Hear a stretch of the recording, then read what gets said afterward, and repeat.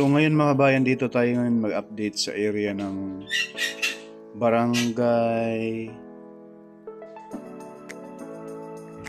San Miguel or Palma, no? Itong tulay na ito mga bayan, yan. So sa ngayon ay binuhusan na po ito sa portion na ito.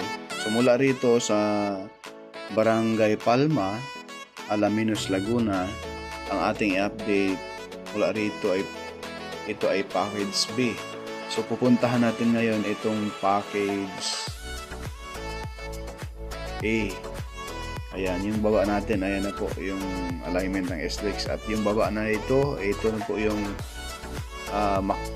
Macban interchange. So papunta tayo rito sa area dito mga bayan. So ito na po, barangay,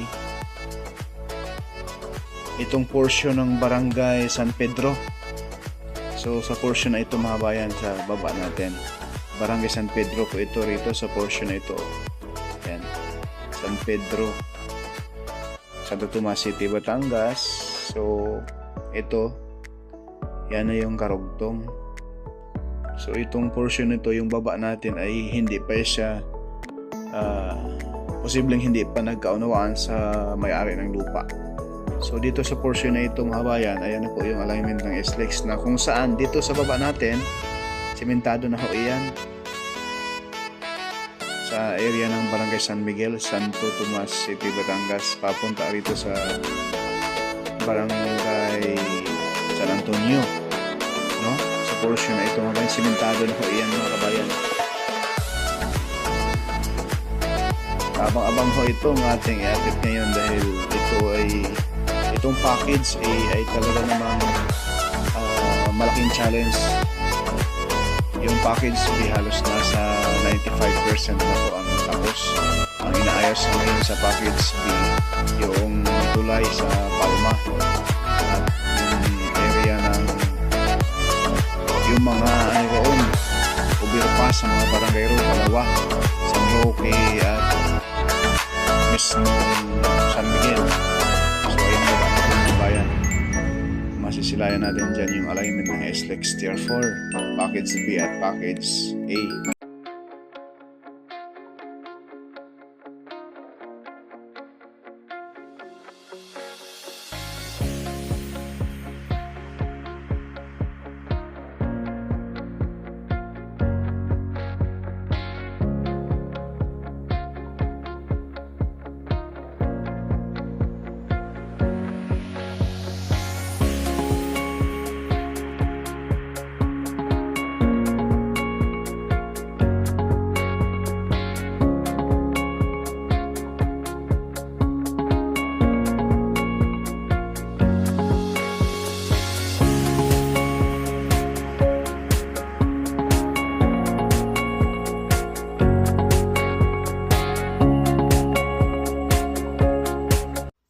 So ito na po yung tulay mga bayan sa boundary ng San Miguel at Barangay Palma, Alaminos, Laguna, na kung saan buhos na ngayon mga bayan. So ito na lamang po yung malaking hadlang dati, no? So sa ngayon konti lang ito mga bayan dahil dulo-dulo ng tulay na iyan ay tatambakan na lang ng lupa.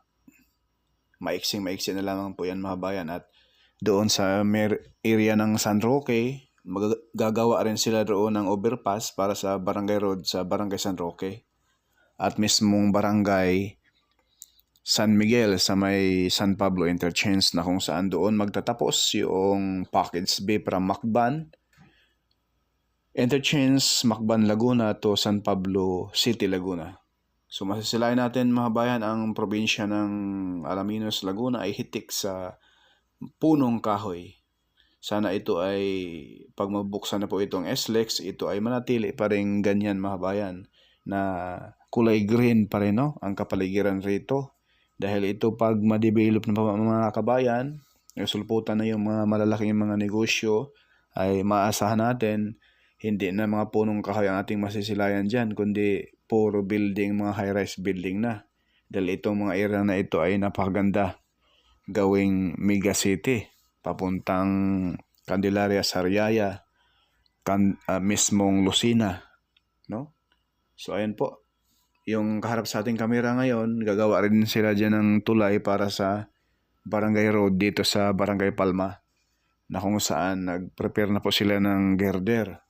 So ang binubuhusan nila sa ngayon yung mismong pinaka main column dyan sa gitna nitong SLEX TR4. So ayan po sa baba natin mga bayan. Bago po makalimot ang lahat, latest update tayo, no? Ngayong araw December 24, paki-like, share, and subscribe naman po mga bayan. Pamasko nyo na kay Purke Studio. Paki-hit na rin yung notification bell, yung all, upang lagi kayong updated pag may mga bagong upload tayo, mga bagong progress dito sa SLEX TR4, Marikina Flood Control, PNR, no? At follow na rin mga bayan sa ating FB page. At pakiusap po, wag po tayo mag-skip sa ads, no? Maraming salamat. Paki-share na rin po yung ating mga video mga kabayan. So ang ating kaharap sa ating camera, approaching doon sa mismong Macban Interchange.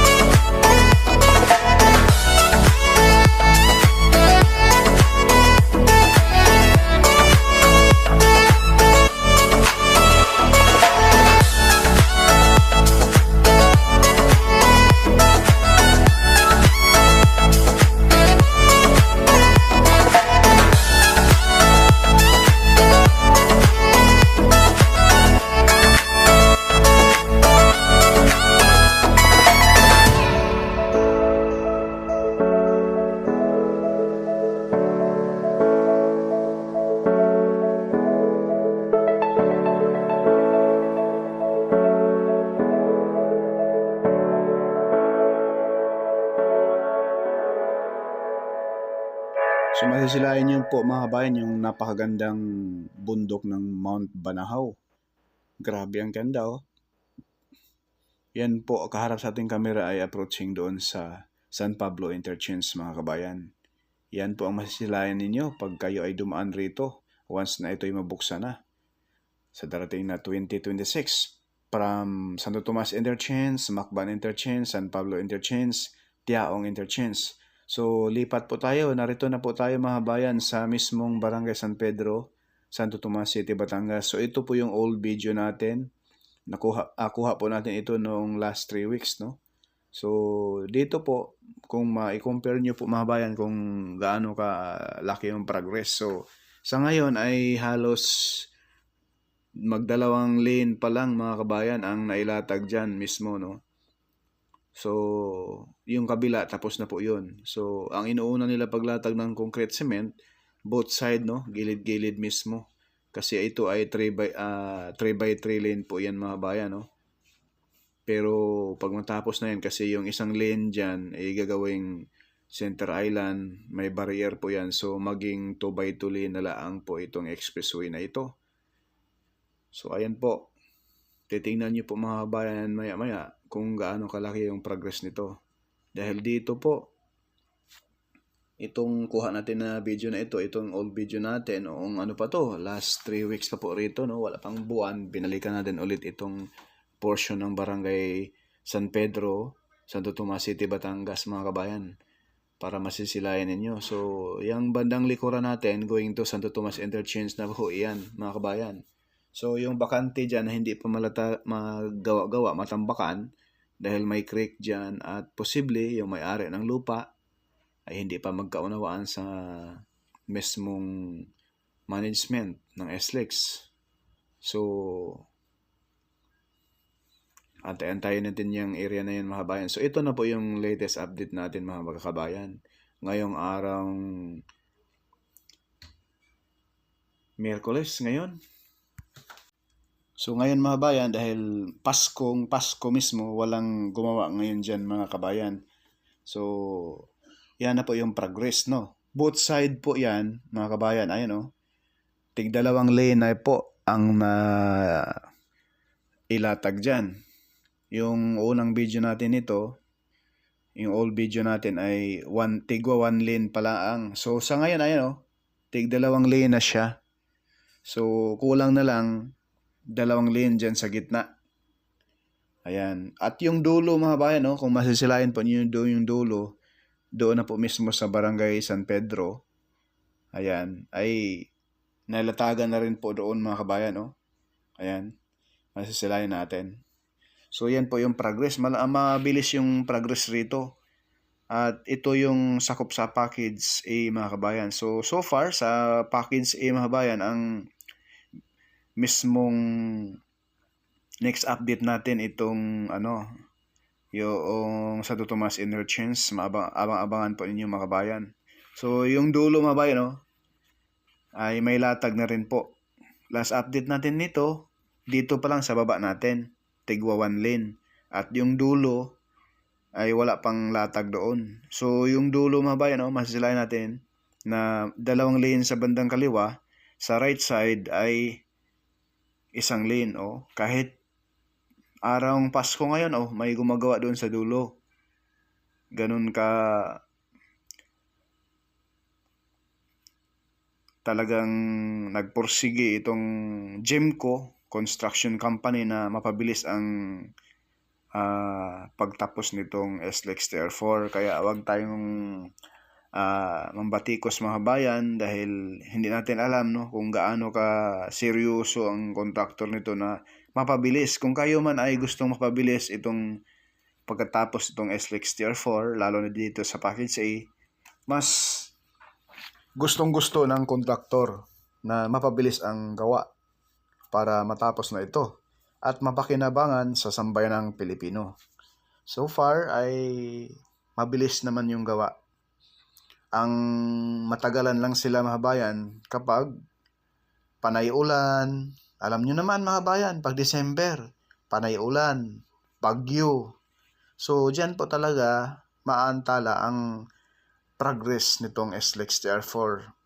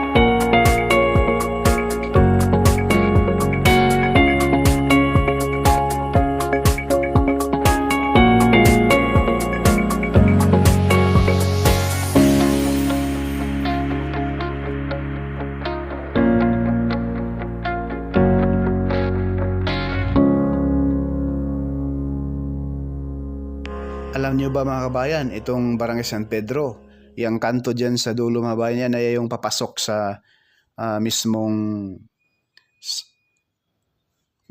Padre Pio Church mga kabayan. Pero kung matapos na ito mga kabayan, kung kayo ay galing Maynila, papunta kayo, bibisita kayo, magsimba kayo sa Padre Pio Church, ang pinakamalapit na interchange, yan po yung Macban Interchange mga kabayan.